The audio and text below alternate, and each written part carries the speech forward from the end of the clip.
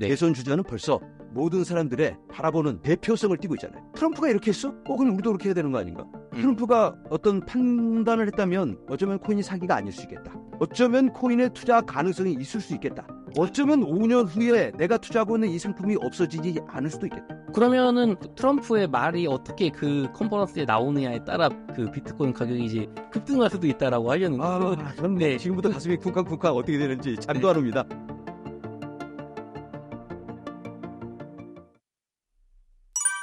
트럼프 후보가 대통령이 되는 분위기처럼 한국에선 느껴집니다. 미국 현지에서 느끼시기엔 어떠신가요? 대선이란 게 이거 뭐 예상한 대로 다 흘러가면 재미가 없고 네. 또 반대 측에서 가만히 있을 수는 없잖아요. 그렇죠. 트럼프가 아직까지는 주도하고 가고 있는 게 맞는 것 같아요. 트럼프가 주도하고 가고 있는데 조 바이든과 트럼프 구도에서는 트럼프가 압도적으로 우위를 점하고 있었습니다. 그런데 지난번 토론을 보신 분들은 벌써 다 알고 느끼시고 계실 겁니다. 승부는 벌써 결정났네. 이렇게 생각을 하고 있었어요. 트럼프도 알고 있었습니다. 그래서 그 토론 이후로 갑자기 공격 수위를 낮춥니다. 너무 세게 공격했다가는 그냥 잡아져 버릴 것 같으니까 만만한 상대를 갖다 놓고 그냥 죽지만 않을 만큼 딱 데리고 있으려고 했는데 그냥 바이든이 혼자 자빠져서 쓰러져 버렸어요. 그래서 어쩔 수 없이 교체가 됐습니다. 트럼프가 원했던 시나리오는 아니었던 것 같아요. 자, 그런데 카말라 해리스가 딱 대안으로 나오고 나니까 민주당이 결집되는 분위기예요, 지금. 너도 나도 카말라 해리스를 지지하고 나서니까 네. 민주당이 지금 합쳐지면서 모멘텀이 살아나고 있거든요. 네. 그래서 이걸 보고 이거 예상했던 거하고는 좀 다르네? 트럼프가 압도적으로 끝까지 갈 줄 알았는데 민주당이 보니까 뭐 무슨 로이터 통신에서 설문조사가 어제 나왔는데 카말라 해리스가 앞서고 있다. 뭐 이런 네. 얘기가 나오고 있어요. 맞아요. 1수 차이로. 앞섰다. 이런 얘기까지 나오고 있더라고요. 그런데 그건 여러 설문조사 기관 중에 하나일 뿐이고 그리고 이건 잠깐 이 결집되는 힘 때문에 모멘텀이 살아서 나오는 거지 이걸 일반화시킬 수는 없습니다. 여러 설문조사가 있는데 대충 평균을 내보면 아직도 압도적으로 트럼프가 앞서고 있고요. 물론 뭐 미세한 차이 수준이 있습니다. 그런데 이걸 정확하게 냉정하게 바라보는 사람들은 도박사들이에요. 네. 도박사들은 이걸 어떻게 보고 있느냐. 제가 오늘 프리딕 그리고 폴리마켓 이렇게 도박사들이 돈을 거는 사이트에서 확인해 봤는데 프리딕트잇은 한 56%대 한 40 몇 퍼센트, 44% 이 정도 나와요. 트럼프가 52% 이렇게 나오고 그리고 폴리마켓에서는 트럼프가 64% 그러니까 뭐 3분의 2 정도가 네. 카말라는 뭐 30% 좀 넘게 이렇게 나오고 있습니다. 그러니까 돈을 걸 때는 뭐 막 박빙이라고 해도 막상 내 주머니에 돈을 걸 때는 지금 트럼프한테 거는 게 맞습니다. 트럼프가 그만큼 앞서 나가고 있고 결국은 격차가 벌어질 거라고 생각합니다. 카멀라 해리슨 후보가 2024 비트코인 컨퍼런스에 참여할 수 있다는 보도가 있던데 사실인가요? 근데 오늘 안 가겠다고 발표했습니다. 아, 그런가요? 아, 그렇군요. 왜냐면 지금 가서는 뭐 표를 딴다든가 이 표심을 사로잡아서 비트코인 컨퍼런스에 참여한 사람들이 카말라도 어떤 대안이 될 수 있을까라고 생각을 하기에는 무리가 있다. 지금 가봐야 속번이 들여다보이는 네. 얄팍한 수법 다 알잖아요. 네. 그래서 아마 냉정한 판단을 했을 때는 아직까지 해오던 말이 있으니까 조금 우회적으로 차라리 접근하는 게 낫지 않을까 이런 판단을 한 모양이에요. 그래서 안 가는 걸로 이렇게 일단은 오늘 발표가 나왔습니다. 트럼프와 케네디 후보가 비트코인 컨퍼런스에 참여한다고 하는데 대선 후보가 이렇게 참여하는 이유는 무엇일까요? 일단은 카말라 해리스는 고민을 했단 말이에요. 바로 답을 한 게 아니고 어제 이 주최 측에서 메시지를 보냈을 때 카말라 측에서 하루 생각을 하고 답을 줬습니다. 그리고 카말라 해리스 측에서 마크 큐바이나 사람한테 연락을 취해서 크립토, 이 암호화폐에 대해서 물어봤습니다. 도움을 받았어요. 고민을 한 거죠. 고민의 흔적이 보여집니다. 여기서 우리가 중요하게 생각해 봐야 될 게 카말라가 가고 안 가고 중요한 게 아니고 비트코인 컨퍼런스란데 미 대선 후보가 갈지 말지를 고민하는 상황이란 말이에요. 적어도 코인 투자자들의 표심을 얻어야만 한다. 이 사람들을 무시하고는 미래를 설계할 수 없다라는 판단이 서고 있는 겁니다. 네. 어쩌면 코인 투자자들, 코인 업계, 블록체인 산업 이런 대규모 큰 덩어리 움직임이 이제는 함께 가는 거다라고 볼 수가 있는 거죠. 한번 반짝여갖고 돈 한 장 해먹고 빠지는 이런 친구들이 아니라는 얘기예요. 그러면 우리가 투자하고 있는 이 코인이 미래 산업에 우리가 함께하는 그런 앞으로 가는 그런 발전적인 어떤 한 인프라 네. 부분이다. 이걸 우리가 분명히 이해할 필요가 있겠고, 그리고 미 대선 후보들이 이제 거기 나와서 비트코인 전략을 얘기합니다. 케네디 같은 경우는 준비된 대통령이었어요. 네. 미리 여기에 대해서 어느 정도 본인이 공부를 하고 충분히 인지하고 치밀한 전략을 내놓고 있습니다. 그런데 트럼프는 처음에는 표를 받으려고 그렇게 했던 것 같아요. 그럼에도 불구하고 트럼프는 공부한 흔적이 보여집니다. 나름 본인이 시도해보고 NFT 만들어서 팔아보고 NFT를 폴리곤에서 팔았어요. 폴리곤에서 만들어서 팔아보고 괜찮다 싶으니까 흥행에 성공하니까 비트코인 기반에서 또 오디너를 만들어서 나눠주고, 그리고 본인이 이제 이런 얘기를 하더라고요. 코인을 통해서 뭔가 금융 활동을 해보니까 야, 이거 미래가 있네. 신세계네. 뭔가 큰 가능성이 보이네. 이런 얘기를 직접 입으로 했단 말이에요.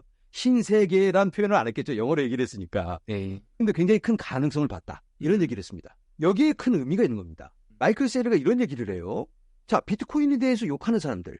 사기다, 뭐 미래가 없다, 범죄에만 사용되고 뭐 욕을 하고 돈을 들이는 사람들. 과연 내가 투자하는 나의 소중한 투자금이 들어간 그런 투자 상품에 적어도 100시간 정도는 투자해서 뭔지는 알아봐야 되지 않는가. 어쩌면 내 인생에 큰 변화를 줄 수 있는, 큰 기회를 줄 수도 있는 그런 가능성을 가지고 있는 투자 상품이 있다면 투자는 안 하더라도 심도 있게 한번 살펴보고, 또 어쩌면 내가 투자는 안 하더라도 시대가 이쪽으로 흘러간다면 미래에는 이 블록체인 산업을 통해서 어쩌면 모든 사업이 연결이 될 수밖에 없는, 마치 지금의 인터넷처럼 요즘 인터넷 없이 사업을 할 수 있는 그런 사업이 없잖아요. 그렇죠. 어떤 방법은 다 연결이 되어 있습니다. 앞으로도 어떤 인증을 하든지 본인 인증이 한다. 이럴 때 실현 확인 이런 것들을 블록체인을 통해서 할 수도 있는 거고, 어떤 자금을 보낼 때, 어떤 문서 확인을 할 때 블록체인에서 투명하게 이 검증을 할 수 있는 이런 세계가, 이런 세상이 분명히 펼쳐질 텐데, 그런 세상을 믿고 그런 가능성이 있다고 확인된다면 충분히 여기에 우리가 시간을 할애할 그만큼의 가치가 있다. 이런 얘기인 거죠. 이런 것들을 감안했을 때 우리가 이걸 다르게 봐야 되는데, 그걸 시범적으로 보여주고 있는 사람들이 바로 대선 주자입니다. 네. 대선 주자는 벌써 모든 사람들의 이 바라보는 어떤 대표성을 띠고 있잖아요. 네. 그래서 트럼프가 이렇게 했어? 그럼 우리도 그렇게 해야 되는 거 아닌가? 트럼프가 어떤 판단을 했다면 어쩌면 코인이 사기가 아닐 수 있겠다. 어쩌면 코인의 투자 가능성이 있을 수 있겠다. 어쩌면 5년 후에 내가 투자하고 있는 이 상품이 없어지지 않을 수도 있겠다. 블랙록이 그렇게 얘기했다면, 어쩌면 민주당에서 이렇게 얘기하고 카말라 해리스가 고민을 할 만큼 그런 생각을 갖고 있는 흐름을 주도하고 있는 그런 투자 상품이라면 어쩌면 우리가 다른 생각을 해야 되지 않을까. 이런 의미를 부여할 수 있다, 이런 얘기죠. 그렇군요. 그러면은 트럼프의 말이 어떻게 그 컨퍼런스에 나오느냐에 따라 그 비트코인 가격이 이제 급등할 수도 있다라고 하셨는데, 저는 네. 지금부터 가슴이 쿵쾅쿵쾅 어떻게 되는지 잠도 네. 안 옵니다. 그 컨퍼런스 언제 열리게 되나요? 네. 미국 시간으로 7월 27일, 7월 20일. 27일 마지막 날인데 그날 네. 트럼프가 연설을 합니다.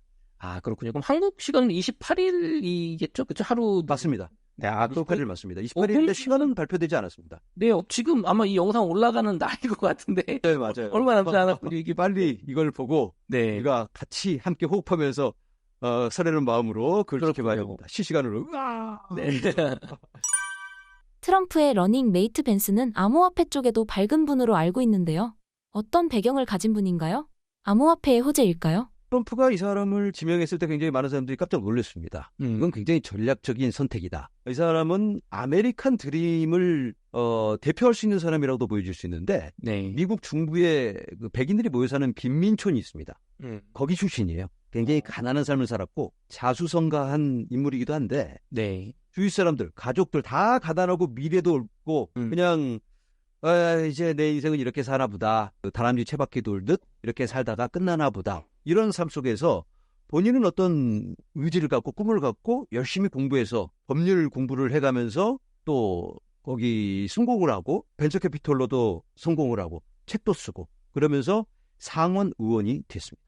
미국에 정치까지도 진출을 해서 이런 인물을 보고 트럼프가 높게 평가하고 이런 인물이면 사람들이 뜨겁게 반응할 수 있겠다. 특히 이제 경합주가 있거든요, 미국은. 네. 캘리포니아나 뉴욕, 텍사스에서 누가 누구를 뽑느냐는 중요하지 않습니다. 벌써 결정이 됐기 때문에. 그런데 경합주에서 어떤 선택을 하냐가 굉장히 중요한데 이 경합주가 또 백인들이 모여 사는 그런 경합주가 많아요. 유권자들이 공감할 수 있는 부분이 굉장히 많기 때문에 이 J.D. 벤스가 유세를 펼치면서 연설하는 걸 제가 어제 잠깐 봤는데 정말 이 말을 잘해가지고 가슴을 뜨겁게 만들어주는 여러분들도 할 수 있다. 뭐 결국 이런 얘기인데 뭐 어쨌든 굉장히 이 자질을 갖고 있는 인물임에는 분명하고 그리고 이 사람이 또 굉장히 나이가 젊습니다. 수염이 있어가지고 좀 나이가 들어 보이긴 한데 39살입니다. 되게 젊네요. 생일이 안 지나가지고 84년생인 걸로 아는데 굉장히 젊어요. 그런데 이 사람이 아까 말씀하신 것처럼 친암호화폐 인물이에요. 여러 코인 법안에 찬성표를 던졌고 그리고 갠슬러가 나왔다 하면 이 사람이 그냥 탈탈탈탈 털어버리는 그런 사람이에요. 굉장히 비판적이고 갠슬러에게 지금의 이 코인 산업에 제약을 주고 있는 미래 산업을 막아서고 있는 이런 반암호화폐적인 움직임 이거 우리가 빨리 정리하고 코인을 떠안아서 함께 해야 된다. 그리고 본인이 벤처 캐피털에 몸담고 있기 때문에 주위에 그 연결된 사람들이 굉장히 많습니다. 그런데 이 사람이 하는 말이 본인의 친구들이라든가 투자하는 사람들이 사업 모델을 만들어 나가면서 블록체인과 연결되는 그런 모델을 모두 다 고민하고 생각하고 있다. 이런 얘기를 해요. 앞으로 새로운 그런 모델을 만드는데 플랫폼에서 신원 증명이라든가 블록체인을 통해서 어떤 인증을 하고 연결을 하고 투명한 빅데이터를 가지고 어떤 결정을 내리다든가 AI가 학습을 하고 이런 모델을 만들어 나가는데 벤처 캐피털에서도 블록체인에 연결되어 있는 산업에 굉장히 높은 점수도 주고 있다. 이런 얘기를 하고 있습니다. 그리고 본인도 블록체인에 대한 이해도도 굉장히 높습니다. 네. 이런 사람이 트럼프의 러닝메이트가 돼서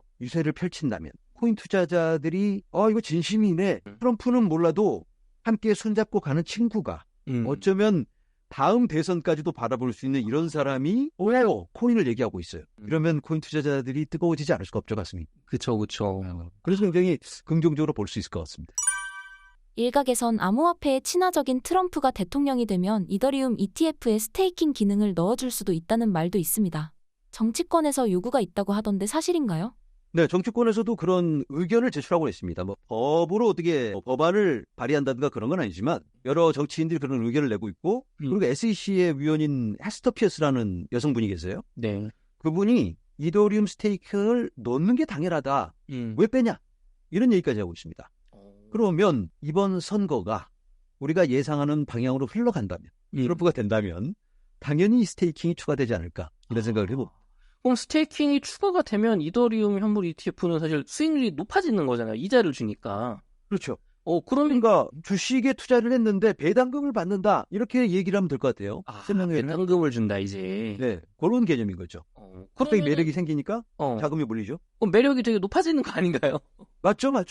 그렇게 생각하면 이더리움 현물 ETF에 자금이 더 몰릴 수가 있고 규모가 더 커질 수가 있고 사람들이 생각하는 스테이킹이라는 게 이런 거구나. 그러면 또 이더리움 다음으로 나올 뭐 솔라나라든가 또 다음 프로젝트들이 많이 있잖아요. 네. 여기서 발행하는 코인들도 함께 혜택을 받을 수가 있는 거예요.